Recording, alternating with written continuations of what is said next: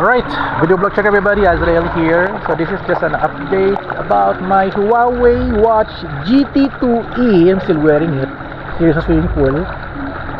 Talagang pang water to, pang water. Sabi nila hindi daw waterproof, but I've been using this sa ocean, river, waterfall, swimming pool, taking a bath. Ayun, still okay.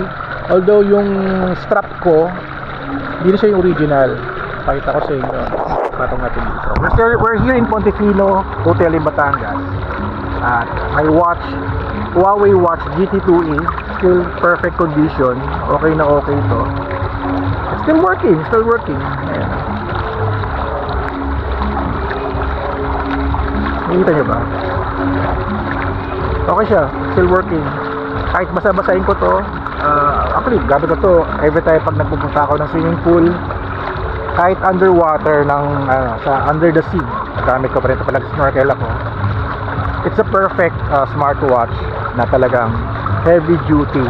I got this mga around year 2001 ba o 2002. Yeah, parang ganun. So pakita ko sa inyo, no? Talagang okay siya for underwater. Alright, so pakita ko sa inyo. Sabog ko na siya. Still working properly. Kasi narinig nyo ang audio. Ang audio ko dito. Kasi lace. Dapat ka smartwatch ka rin eh. So ayan. May lumalabas na meron ako. Oh my god, yung mga email ko lumalabas. May mga notification ako doon. Oh my god, ano ba yun? Aking email notification sa aking smartphone is operating. Ayan.